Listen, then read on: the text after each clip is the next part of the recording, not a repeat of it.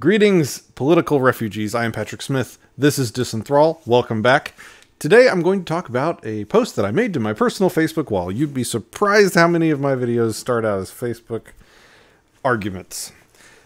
So I saw this tweet by Larry Sharpe, who's currently the Libertarian Party sweetheart running for governor of New York, that shows, I believe, that he doesn't actually doesn't actually understand the fundamental principle that libertarians are fighting for. Let me show you the tweet, and then I'll also play the little video clip of him on the Joe Rogan show that goes with it. It's the current healthcare system. Young Given wants to buy this water from you, and you agree you want to sell it to him for $1. He agrees he's going to buy it for $1. I step in. I'm insurance. Nope. You cannot have this.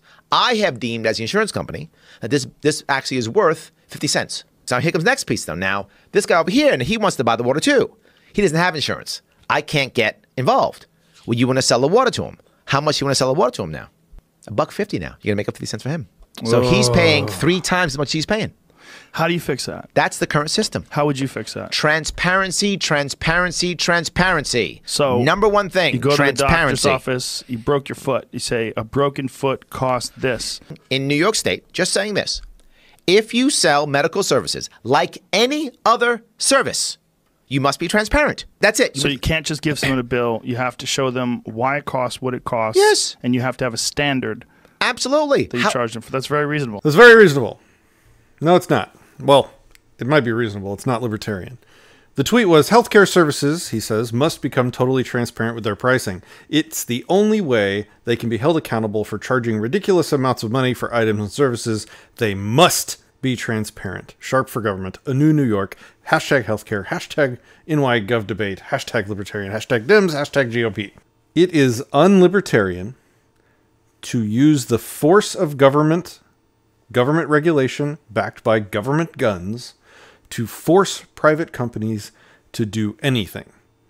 Even something as reasonable sounding as being transparent. That's a red flag. It shows that he doesn't understand, he doesn't believe that the government is truly the enemy of all mankind. He doesn't believe that there is no valid purpose, function, or use of government's non-consensual violence. Because he has a plan, and he's talking about it right here, for using that force to make insurance companies behave in a certain way, rather than getting the government completely out of that sphere altogether, which is the actual libertarian goal. The point of this video is not to do a dive into that. The point of this video is that the debate around this on my Facebook wall brought up this discussion of, well, you know, who would you vote for if not Larry Sharpe? Because we're all going to vote for Larry Sharpe if we're libertarian, right? No. So this video, the point of this video is not to really dive into this, but if you have any questions, let me know. I'd be happy to answer them. The point of this video is that I want to talk about the 4 types of libertarian, actually it's the 4 types of all political activism, but I want to talk about it pretty much exclusively from a libertarian angle today. So there are 4 possible modes that a political activist can employ to achieve change in the world. And I want to talk about those 4. I have names for 3 of them, kind of a name for a 4th, but we'll get to it. The first type, or the first mode of political activism, is called the unprincipled, what I call the unprincipled activist. This person will he'll vote selfishly to gain the things that he wants, the power that he needs, no matter the effects that, you know, trickle down onto innocent people, no matter the innocent consent that he violates with the effects of his votes. And this goes for this. It's important to point out that I'm talking not only about the candidates that are running, but I'm also talking about the voters, because when you put your human action behind a candidate or behind a ballot measure or behind a referendum, you are trying to take that effect and visit it upon everyone around you. That's what you're trying to do. So you join your sort of culpability with that bill or that candidate that you're voting for. So I'm talking about both voters and I'm talking about candidates here. So the unprincipled voter, the unprincipled candidate will sort of just vote with what they personally think is best, with no real regard for a principled position or with no real regard for how it'll affect others. This I'm pretty much talking about all mainstream candidates. I'm talking about all normal blue-pilled mass voters. This type of voting, results in exactly the system we have now. A mass violation of consent at every level. It's, of course, unlibertarian. It's, of course, deeply immoral to try and control your neighbors based on what you personally think is best for everyone around you. You don't find too many of these types in the Libertarian Party because the Libertarian Party doesn't win. So the people that are actually trying to affect real change in the world, absent a principled position, will go to where the power is. They'll go to where the wins, the W's are happening, so that they have a chance of actually having their desired effects on the world and everyone around them. So that's the unprincipled activist. The second one I would call, and the names of these next two are inspired by Rothbard himself in an article that I think I might just read for you on the channel in the near future, because it's a really good article on activism. And these next two were inspired by his work. The opportunist activist is the next group that I wanted to talk about. This is somebody who claims to hold the principle, the libertarian principle, but that is willing to sacrifice it for a gain that they feel is important enough, or that they feel is big enough, or, worth the sacrifice to step towards what they feel is more freedom. They won't admit this, and they won't like to be told this, but what they are willing to do is victimize a certain group of people, or a smaller, in their opinion, group of people, if they can achieve, in their judgment, a bigger win for liberty overall, or maybe a win in an area of liberty that they feel is more important. They won't say to them, but that's what it comes down to. They are willing to sacrifice principle in what they would say are small ways to achieve what they would also say in their personal judgment is a bigger win. This is immoral, of course, just as the unprincipled person will sacrifice anyone to achieve their personal goals towards what they personally think the world should look like and the way the people around them should behave. They just don't like to be told that they're doing the exact same thing, but they are. They're sacrificing some people's consent and some people's rights for what they consider is something, in their subjective personal opinion, is worth it. That's immoral. You can't do that. You don't have the right to do that. That it is unlibertarian to control other people around you, even if you think you're controlling them in one way so that you can free them in another way. It's not how ethics work. This category, the opportunist activist, describes the vast majority of members of the Libertarian Party.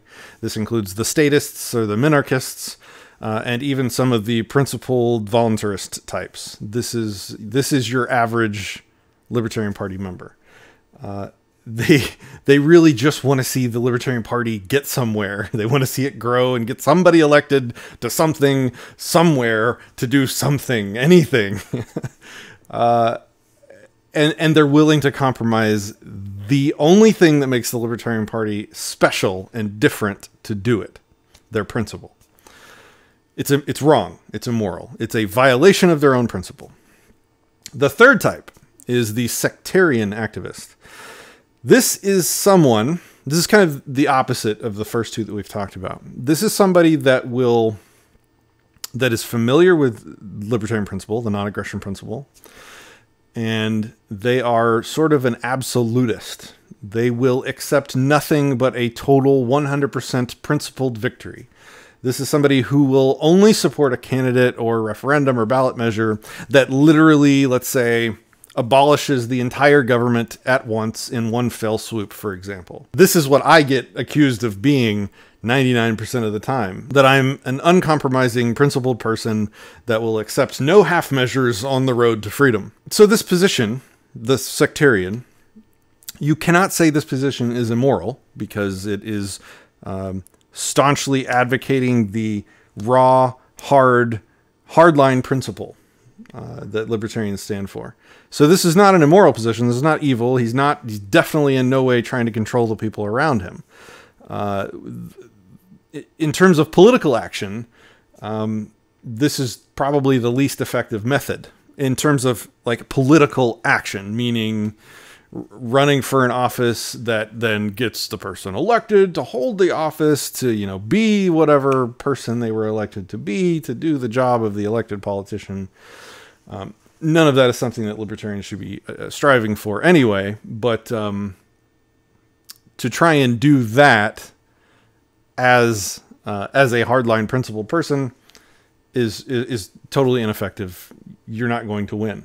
Now, you can't say that the sectarian activist is completely without merit, because sociologically, I think would be the word, just standing for principled, consistent, universalizable principle that everyone can understand and get behind and live and love and learn and everyone can coexist, that can be inspiring. Just taking that uncompromising position of morality, of ethics, can inspire people outside of political action, like actual like voting and political process action.